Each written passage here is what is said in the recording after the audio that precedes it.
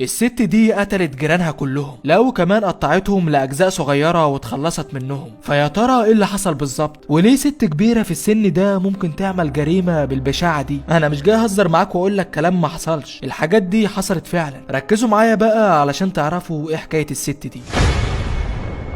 سنة 1930 اتحرك رافائيل وزوجته تشانا مع أولادهم الأربعة لقرية صغيرة في شمال إيطاليا. القرية دي كان اسمها كوريجو، وده لأن المكان اللي كانوا ساكنين فيه حصل فيه زلزال واتدمر بالكامل. جيرانهم وأهل المنطقة كلهم ماتوا بسبب الزلزال، بس من حظهم إن رافائيل وزوجته وأولاده طلعوا عايشين. لما وصلوا لقرية كوريجو وانبهروا بجمالها، كانت كلها خضرة وزرع والمكان جميل جدا. ده غير إن أهلها كانوا ناس طيبين وبيساعدوا بعض في كل حاجة. كان في كوخ موجود جنب بحيرة صغيرة، وفي مكان في الكوخ ده كان مخصص للطبخ. أهل القرية ساعدوا رافائيل وزوجته وظبطوا لهم الكوخ ده علشان يعيشوا فيه، وسعوه اكتر وكملوا بنى حواليه علشان يكون مناسب ليهم. وتشانا مرات رافائيل فتحت محل صغير علشان تبيع فيه الصابون اللي هي بتصنعه. بداوا يحبوا المكان اكتر ويتعودوا عليه. وتشانا وقتها كان عندها 36 سنه، كانت فقيره جدا وعاشت حياه صعبه، وده على عكس والدتها تماما اللي اتولدت في عيله غنيه جدا. بس للاسف كل ده اتغير بين يوم وليله، وده لان والده تشانا زمان حبت واحد وكانت حامل منه، ولما عيلتها عرفوا بالموضوع ده اتبروا منها وقالوا لها انت مالكيش مكان هنا وروحي عيشي مع اللي انت اخترتيه، خليه بقى ينفعك. علشان كده لما خلفت تشانا كانت دايما متعصبه منها وبتضربها وبتقول لها انت السبب في كل اللي حصل ده، لو ما كنتش حملت وخلفتك كان زماني دلوقتي مع اهلي. ده على اساس يعني انها جت لوحدها من غير ما انت تعملي حاجه خالص، ما عملتيش حاجه كده ولا كده يعني. المشكله انها كانت كل يوم بتضربها وبتهينها لحد ما بقى عندها 6 سنين. في الوقت ده والد تشانا خلاص بيودع وبيموت. امها بقى تتهد وتسكت؟ لا والله كملت ضرب عليها، اصلها كانت ست مفتريه حبتين. بتمر الايام وبتكبر تشانا وبيكون عندها 21 سنه، وبتقابل شاب اسمه رافائيل وبتتعلق بيه وبتحبه. فبتقول لوالدتها انا حبيت واحد يا ماما وعاوزه اتجوزه. امها بتقول لها وماله يا حبيبتي، اتجوزك قرد يا بعيده. المهم تشانا بتصر على كلامها وبتجيب لها رافائيل لحد البيت. اتعصبت وقتها وقالت له الجوازه دي مش هتتم طول ما انا عايشه، الواد ده يطلع بره وما اشوفوش هنا تاني، انما انت بقى عاوزاكي تقطع علاقتك بيه خالص. لكن تشانا قالت لها انا بحبه ومش هسيبه، انا ممكن اقطع علاقتي بيكي انت انما هو لا. والدتها قالت لها يبقى انت مش بنت ولا اعرفك، وقالت كلام غريب بصوت عالي محدش فاهمه، ما كانوش عارفين هي بتقول ايه. ولما خلصت الكلام ده قالت لها انت عمرك ما هترتاحي في حياتك ابدا، والشر هيفضل ماشي وراكي طول حياتك.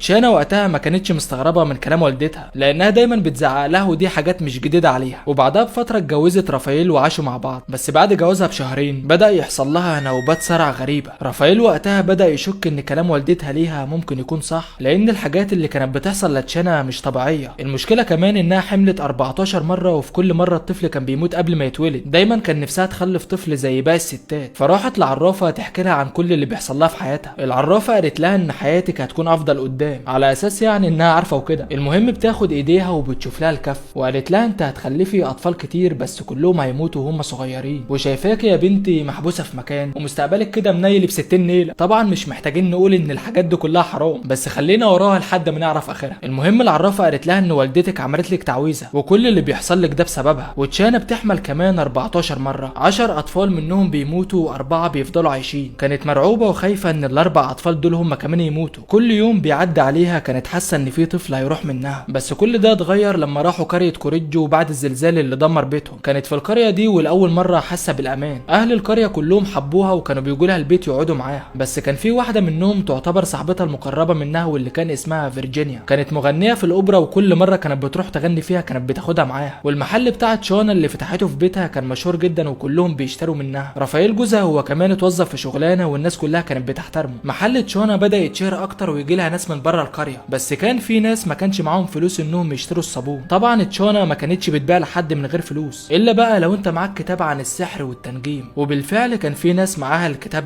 ده غير الكتب اللي كان فيها وصفات عن الاعمال واللعنات اللي ممكن تعملها في الناس. طبعا تشانا خدت منهم الكتاب ده وفي المقابل ادتهم الصابون بتاعها. تشانا ما خدتش منهم الكتب دي علشان تراضيهم وما تكسفهمش، لا ده كل يوم كانت بتفتح الكتب وتقراها وتتعلم منها. بتمر الايام وبعدها ب3 شهور حياه تشانا كلها اتغيرت. اتحولت من ست غلبانه بتبيع صابون لواحده بتعمل كل حاجه. كانت بتعمل اعمال للناس وتاذيهم. ده غير ان لو واحد كان بيحب واحده مثلا وهي مش بتحبه كانت بتعمل لها عمل وتخليها تحبه غصب عنها. ده غير كمان الحجاب اللي كانت بتعمله للناس علشان يحميهم. وعاوز اقول لك بقى ان من بعدها اتشهرت جدا، الناس كانوا بيروحوا لها في كل حاجه مضايقاهم، لدرجه ان لما حد كان بيتعب كان بيروح لتشانا تعالجهم. خلاص الناس لغوا فكره الدكتور من دماغهم، تشانا بقت بالنسبه لهم كل حاجه. المهم بتعرف ان لعنه والدتها ليها خلاص اتحلت سنه 1939، وده بعد ما عاشوا في قريه كوريجو 9 سنين. وقتها كان ابنها الكبير اللي اسمه جوزيبي عنده 19 سنه. ابنها كان وسيم وكل البنات اللي في المنطقه كانوا بيحبوه. في العاده كل يوم لما جوزيبي كان بيرجع البيت كان بيقعد مع والدته يتكلم ويشرب شاي، بس في يوم بيروح البيت ويدخل اوضته ويقفل الباب عليه. والدته كانت مستغربه انه ما جاش يتكلم او يشرب شاي معاها زي كل يوم، وخبطت على باب اوضته وسالته انت كويس؟ فقال لها ايوه انا كويس مفيش حاجه. المشكله ان الموضوع ده استمر لاكتر من شهرين. كل يوم كان بيرجع البيت ويدخل اوضته ويقفل الباب وراه، ما كانش بيتكلم مع حد خالص. لحد ما في يوم تشانا كانت ماشيه في القريه، وقتها جالها واحد من جيرانها وقال لها انت ما تعرفيش ان ابنك جوزي بيسجل في الجيش وخلاص كلها 3 شهور ويسافر؟ كانت مصدومه من اللي سمعته وقتها وقالت له ابن انا هيروح الجيش؟ طب هو ليه ما قاليش انه قدم اصلا؟ المشكله ان الحرب العالميه الثانيه كانت خلاص وقتها على الابواب. بترجع تشانا البيت بسرعه وبتدخل اوضتها وتقفل الباب عليها وبتفضل تعيط. كانت حاسه ان لعنه والدتها ليها رجعت تاني. ابنها هيروح الجيش وقت الحرب ويا عالم هيرجع تاني ولا لا. انا لازم اشوف حل بسرعه، لازم انقذ ابني اللي هيروح مني. تشانا وقتها قفلت محل الصابون بتاعها ونزلت للبدروم اللي تحت عندها في البيت، وبدات انها تقرا كل كتب السحر والشعوذه اللي عندها. كانت عاوزه ابنها ما يسافرش الحرب باي طريقه، لحد ما قالت لنفسها انا لو ساعدت الناس اكيد اللعنه هتتفك. بس يا ترى هبدا بمين؟ هساعد مين الاول؟ خلاص انا لقيتها. في ست اسمها فوستينا عندها 70 سنه، لحد دلوقتي لسه ما اتجوزتش ونفسها انها تتجوز. انا بقى هخليها تتجوز. راحت لفوستينا على طول وخبطت على باب بيتها وقالت لها انا عارفه انك من زمان عاوزه تتجوزي. مين ده؟ انا عاوزه اتجوز؟ لا انا مش عاوزه اتجوز خالص يا ست، بلاش الكلام ده. انا عارفه انا بقول لك ايه. بص بقى انا اعرف راجل عايش لوحده في اتجاه الشمال كده، هو عموما يعني بيدور على عروسه، ممكن تروحي له وتشوفي لو كنت عاوزه تتجوزيه ولا لا. انت بتتكلمي جد؟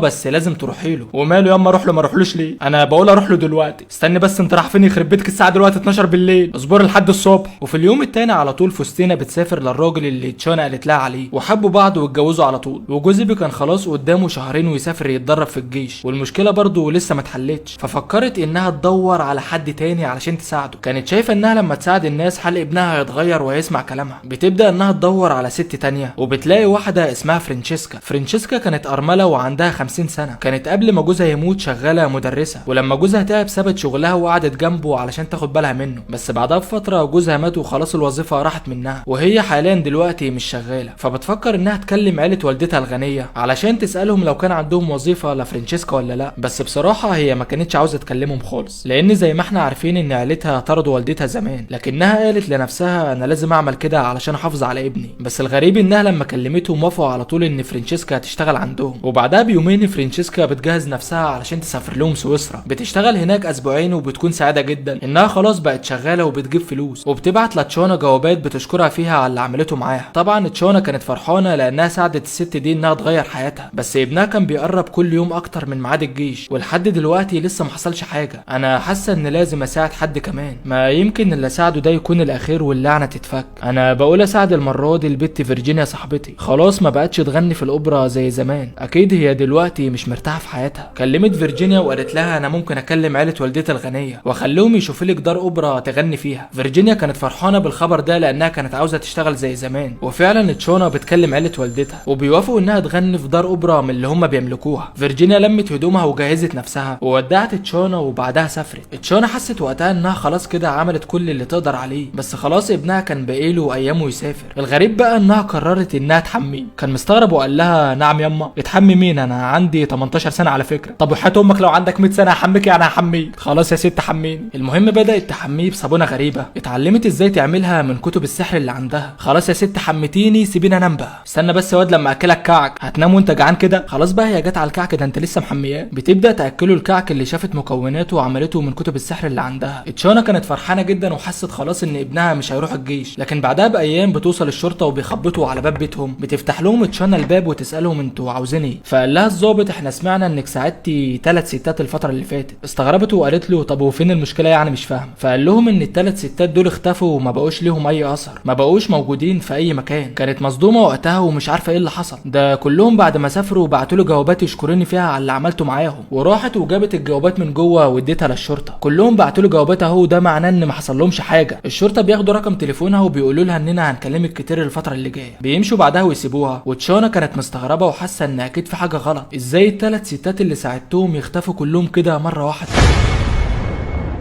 لكن بعدها باسبوعين الشرطه بيروحوا لبيتها مره تانية، بس المره دي ما خبطوش على الباب زي المره اللي فاتت، دول كسروا الباب برجلهم ودخلوا على طول. تشانا كانت مخضوضه وقالت لهم ايه اللي بيحصل، انا مش فاهمه حاجه، وازاي تكسروا الباب كده؟ الضابط قال لها هدي نفسك يا مدام، احنا عملنا تتبع للجوابات اللي الستات بعتوها لك. الغريب بقى ان الجوابات دي كلها اتبعتت من مكان واحد، يعني في شخص واحد بس هو اللي بعت الجوابات دي مش 3. المشكله بقى ان اللي بعت لك الجوابات دي بعتها من قريه كوريجو، القريه اللي احنا فيها دلوقتي. يعني ال3 ستات اللي انت ساعدتيهم ما بعتوش جوابات اصلا. لما دورنا كويس عرفنا مواصفات الشخص اللي بعت الجوابات، كان شاب طويل وشعره اسود وعينيه كمان سودا. ايوه طب وانا مالي بالشاب ده؟ انت بتقولي على مواصفاته ليه؟ ما تروح تقبض عليه. ما انا هقبض عليه فعلا. الشخص ده يبقى جوزيبي ابنك يا مدام، ابنك متهم بقتل ال3 ستات دول. اتصدمت وقتها من الكلام اللي سمعته، ازاي ابن انا يعمل ده كله؟ الشرطه اتحركت بسرعه على اوضه جوزيبي ودخل له الظابط ولقاه نايم وشده من قفاه. الواد صاحي من النوم، ايه يا جدعان اللي بيحصل؟ بس انت لسه هتسال؟ يلا ادي قدامي. بياخدوه على اسم الشرطه علشان يحققوا معاه. طبعا تشانا في الوقت ده كانت هتتجنن، معقول ابن انا يتقبض عليه؟ طب وربنا اروح لهم على اسم الشرطه. بتروح لهم على هناك فعلا، وكانت شايله كتب سحر معاها وشويه حاجات غريبه، وشكلها كمان كان غريب جدا. تشانا المفروض ان عندها 46 سنه، لكن اللي بيشوفها كان بيقول ان الست دي عندها 60 سنه. الست كانت ماشيه وظهرها محني من كتر الحاجات اللي شايلاها. بتوصل قدام اوضه الضابط في اسم الشرطه، كانت مرعوبه وخايفه ومتردده تدخل تكلمه ولا ما تكلموش، وسالت العسكري اللي بره لو ينفع اخش اتكلم مع الضابط، فقال لها ان مفيش مشكله خالص، شويه كده وهخليكي تدخلي له. المهم بيعدي نص ساعه وبعدها العسكري بيدخلها، والضابط بيقول لها اقدر اساعدك ازاي؟ فقالت له انا ابن جوزيبي محبوس عندكم هنا، بيقولوا انه قتل الناس وانا متاكده انه ما عملش حاجه، ده ابن انا وانا عارفاه، انا ابني بريء يا حضره الضابط.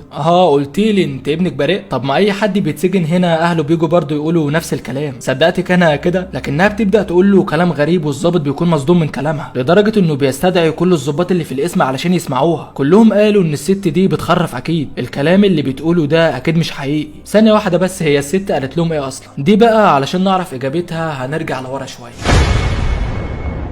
فاكرين الست اللي اسمها فوستينا؟ ايوه هي الست اللي تشانا ساعدتها اول مره. صحصح لي بقى وركز معايا. في اليوم اللي فوستينا كانت هتروح تقابل جوزها فيه، راحت لتشانا البيت علشان تودعها، وطبعا تشانا وقتها جابت لها كوبايه خمره، ولما الست شربتها داخت ووقعت على الارض. انا كنت فاكر زيك كده ان الست اغمى عليها، بس الست على فكره ماتت لان الخمره اصلا كان فيها سم. تشانا بقى خدت فوستينا ونزلتها تحت البيت عندها في البدروم، ورفعت الفاس وضربتها على ايدها الشمال، ضربتها الفاس من هنا وقالت لها انا اسفه ما تزعليش مني. لا يا شيخه ما تقلقيش مش هتزعل منك، انت عملت لها ايه يعني؟ ده حته فاس. المهم بتشد الفاس تاني من دراعها وترفعه وتضربها ضربه تانيه في صدرها. المشكله ان فوستينا هتزعل منك المره دي، بترفع الفاس تاني وبتنزله على دماغها. هم كده اتصالحوا على فكره. بتاخد الفاس تاني وبتبدا تضربها اكتر من مره وهي بتعيط، وبعدها بتقطع جسم فوستينا كله ل9 اجزاء، وبتجيب حله عندها وبتحطها على النار. كمان بتحط في الحله دي ماده عندها بتخلي جسم الانسان يدوب، يعني لو حد مثلا حب يجرب وحط ايده في الحله وجا يطلعها مش هيلاقيها. بتبدا تحط ال9 اجزاء بتوع فوستينا في الحله وبتسيبها 5 ساعات، وجسم فوستينا خلاص اتحول لميه لزجه كده لونها اسود. فبتشيل الحله وبترمي الميه في ماسوره الصرف الصحي. وطبعا لما كانت بتقطع فوستينا كان بينزل منها دم كتير، الدم ده بقى جمعته عندها في جيركن، وخلاص بعد الفتره الطويله دي الدم طبعا اتحول لماده شبه صلبه، كان ماسك في بعضه كده تقريبا زي الحجاره. فبتحطه في الفرن عندها وبتسخنه، وبعدها بتطحنه لحد ما بيكون شبه الدقيق. المشكله انها كانت بتحطه على الكعك اللي بتعمله لاصحابها، لا وكمان كانت بتاكل ابنها جوزيبي منه. معرفش بصراحه الست دي كانت عاوزه ايه، بس يمكن عاوزاهم يجربوا نكهه جديده زهقوا مثلا من الطعم العادي. المهم بعد ما قتلت فوستينا بيوم كتبت شويه جوابات كده على اساس ان فوستينا هي اللي كتبتها، وراحت لابنها جوزيبي واديته الجوابات اللي مكتوب عليها اسمه فوستينا. فسالها وقال لها ايه الجوابات دي، لكنها بتقول له مالكش دعوه، انا عاوزاك تاخد الجوابات دي وتسافر لاول قريه هتلاقيها في اتجاه الشمال، وهتبعت لي الجوابات دي عن طريق البريد. طبعا زي ما احنا عارفين انها خلت ابنها يسافر للقريه اللي المفروض فوستينا كانت تروح لها، على اساس يعني ان فوستينا هي اللي بعتت لها الجوابات دي. بيسافر جوزيبي فعلا للقريه وبيبعت لها الجوابات من هناك. دي بقى كانت اول ضحيه معانا. لو تفتكروا بقى الست التانيه كان اسمها فرانشيسكا، اللي تشانا قالت لها خليكي تشتغلي في سويسرا. نفس الموضوع برضو، فرانشيسكا راحت لها البيت علشان تودعها قبل ما تمشي، وتشانا ادت لها كوبايه الخمره التمام، فشربت منها واتسممت ووقعت وماتت على الارض. طبعا تشانا سحبتها للبدروم وبالفاس على راسها. المهم قطعتها 9 اجزاء وحطتها في الحله، والطبخه استوت ورمتها في الصرف الصحي. مش عاوزين ننسى طبعا الدم اللي عملته ودقيق علشان تعمل بيه الكعك. طلبت برضه من جوزيبي نفس الموضوع يبعت لها جوابات باسم فرانشيسكا من سويسرا. نخش بقى على فيرجينيا الضحيه الثالثه، نفس الموضوع برضه، راحت لها البيت علشان تودعها قبل ما تمشي. مش عارف ايه حكايه الوداع في البلد اليومين دول. المهم شربت الكاس بتاعها وانتوا عارفين ايه اللي حصل بعدها. لا اسمحوا لي بقى اقول لكم اني غفلتكم المره دي، اصل ما حصلش نفس اللي حصل بالظبط مع الاثنين اللي فاتوا. طب هو ايه اللي حصل بالظبط؟ هي فيرجينيا لسه عايشه ما شربتش كاس الخمره؟ عايشه ونلت ايه؟ هي اتشرب ترحم حد؟ الست ماتت فعلا بس ما اترمتش في الصرف الصحي. المهم بعد ما اتقطعت وتروق عليها واتحطت في الحله وساحت كده، تشانا وقتها جابت مجموعه عطور وحطتها فوق جسم فيرجينيا في الحله وصنعت منها افضل صابون صنعته في حياتها. وطبعا مش عاوزين ننسى برضو الكعك اللي عملته بدمها. في نفس اليوم بالليل جوزيبي لما وصل البيت والدته قالت له ما تيجي يا واد احميك. جوزيبي كان عارف ان دماغها ناشفه ومش هتسيبه غير لما تحميه، علشان كده ما طولش كتير معاها في الكلام ووافق ان هو يستحمى. وطبعا وقتها ما كانوش لسه اخترعوا الشامبو، فقالت تحميه بالصابونه اللي عملتها من جسم فيرجينيا. كمان وهي بتحميه كانت بتاكله من الكعك اللي عملته من جسم فيرجينيا برضو. وطبعا هو بيستحمى ومش داري بحاجه خالص. اكيد دلوقتي بتسالوا نفسكم هي الست دي عايشه براس كلب؟ هي بتعمل كده ليه؟ بص هو اللي انا واثق منه انها كده عايشه براس كلب. بتعمل كده ليه بقى؟ ده اللي هقول لك عليه. تشانا قتلت اول اتنين علشان ترجعهم للكون من تاني. كانت شايفه انها كده بتدي الكون ارواح الناس علشان تخلي الكون ما ياخدش روح ابنها. طب وقتلت بقى الست التالتة ليه؟ لا ما دي بقى قتلتها علشان تعمل منها الصابونه السحريه وتحمي ابنها. كانت شايفه برضو انها المفروض تعمل كده بعد ما قتلت الاتنين الاولانيين. المهم بيتم الحكم عليها بالسجن لمده 30 سنه، و3 سنين منهم بتقعد في مستشفى المجانين علشان يطلعوا الكلاب اللي في دماغها. وطبعا عيلتها كلها سابوا قريه كوريجو وسافروا. كمان 3 من اولادها غيروا اساميهم علشان محدش يعرف انهم اولاد الست المجنونه دي. وابنها الكبير جوزيبي انضم للجيش، وساعتها كان في حرب واتقتل هناك، او يمكن ما اتقتلش، يمكن غير اسمه واختفى وعاش باسم حد تاني محدش عارف. ولحد هنا بتخلص حكايتنا مع تشانا. ما تنساش تعمل لايك بقى وتشترك في القناه وتشير الفيديو، واستنونا في الفيديوهات اللي جايه. سلام.